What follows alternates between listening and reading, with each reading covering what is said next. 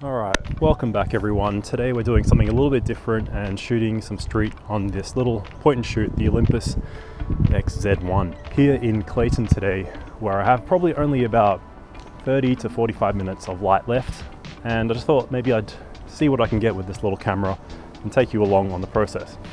So I tend to shoot this in aperture priority, and you only need to stop down to about f2.8 to get a lot of depth of field with something like this with such a small sensor.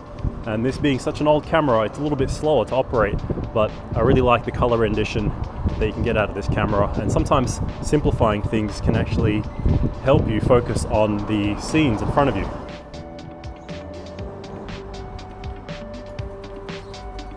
As mentioned, one of the best things about this camera is the color output, especially with that older CCD sensor.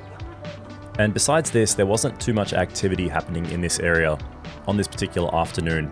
So I tried to focus on quieter scenes, on abstract shapes, lights, colors, things like that, which lended itself well to the slower pace of using this camera.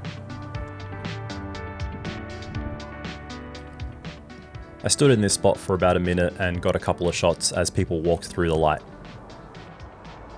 As you can see, the colors out of this camera are really quite vibrant, and with the images I'm showing you in this video, I have edited them slightly. What I find with this camera, and I do shoot it in RAW, is that you need to, if you're using Lightroom, apply some of the in-camera color profiles. And what I do is just apply the in-camera natural profile, and then I make some tweaks from there. And I've just created my own preset that I can use across all the images from the XZ-1.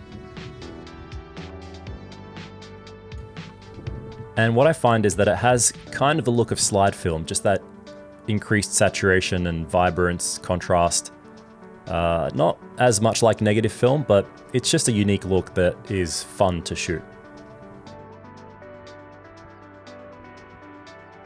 And you won't see anything too groundbreaking in terms of shots in this video, but it's really just about having fun, trying something different, and you never know, sometimes you can get something great with a camera like this, even if it is outdated.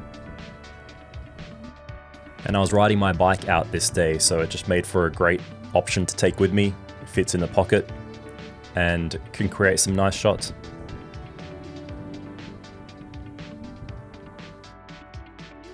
If you're interested, I've spoken a little bit about CCD sensors and older cameras like this in an entirely different video on my other channel, Pushing Film. I'll put a card for that in case you want to check that out if you're interested in that whole world of shooting film or getting the film look on digital.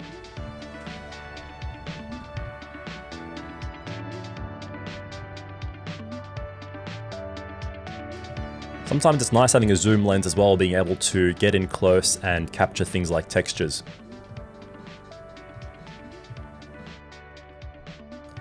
Having a zoom is also nice when you want to create that bit of extra compression rather than walking in closer. By zooming in, you just get a different look. It's a flatter sort of image where you just compress everything, you get less foreground. So obviously, it's a very different process to walking around shooting with my Leica, for example, and very different types of photos from what you'll see me tend to shoot on a camera like that.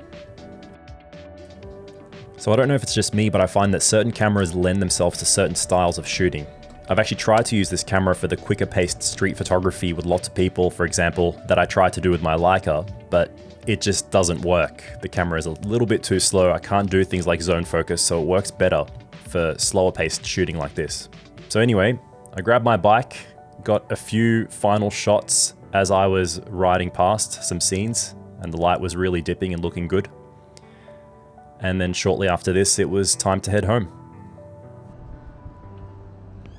So I hope you enjoyed this short video. Sometimes it's nice to just get out and shoot for fun with no real intention. And there were a few shots out of this session that I didn't mind. Let me know what you think. Alright, thanks for watching, and I'll see you on the next video.